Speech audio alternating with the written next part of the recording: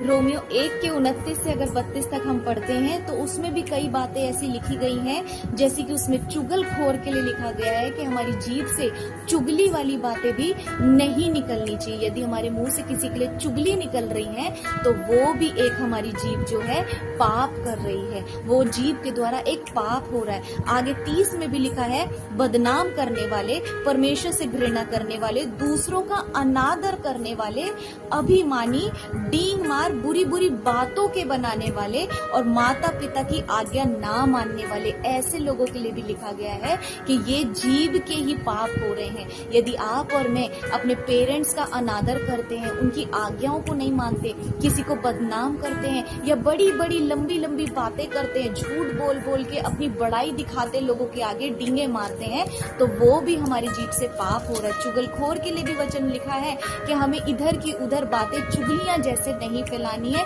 क्योंकि ये भी हमारी जीभ क्या एक प्रकार से पाप ही कर रही है। और इसके 32वें वचन में साफ लिखा है, ऐसे ऐसे काम करने वाले मृत्यु के दंड के योग्य हैं, तो भी न केवल आप ही ऐसे काम करते हैं वरन करने वालों से भी प्रसन्न होते हैं। इसलिए मेरे भाइयों बहनों, परमेश्वर ने कहा है हमें अपने मित्रों को वाइजली बहुत अच्छे से सर्च करना है, बहुत अच्छे से जांचना है कि क्या इस व्यक्ति के साथ बात करके, इस व्यक्ति के साथ उठ के बैठ के बातचीत करके आके जाके इसके साथ मैं परमेश्वर की महिमा को कर रहा हूँ या नहीं कर रहा हूँ, इसके साथ ज्यादा बात करके परमेश्वर को महिमा मिल रही है या नहीं मिल रही है।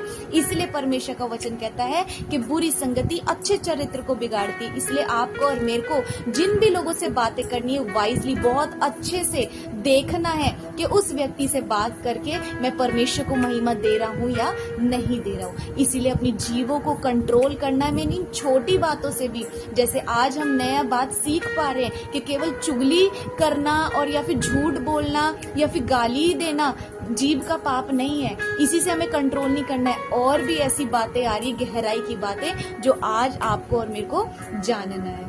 रोमियो 3:13 में भी वचन हमें बताता है, उन्होंने अपनी जीभों से छल किया है, उनके होठों में सांपों का विषय। मेरे प्रिय भाइयों बहनों, हमारी जीभ, हमारे होठों से ऐसे शब्द निकलने चाहिए मानो सामने वाले को शांति, आराम महसूस हो, ना कि हमारे बातें, हमारे शब्द ऐसे कड़वे नहीं होने चाहिए कि किसी को जख्म पहुंचे, दुख पहुंचे। हमारी बातों में ऐसा होना चाहिए कि उसको शांति मिले, तसल्ली मिले, धीरज मिले, संयम मिले और उसकी भी हम लेने पाए। हमारे शब्दों में ऐसा कंट्रोल होना चाहिए। हमारे शब्द किसी को उड़ते हुए तीर के समान नहीं, बल्कि हमारे शब्द लोगों के मरहम बनने पाए।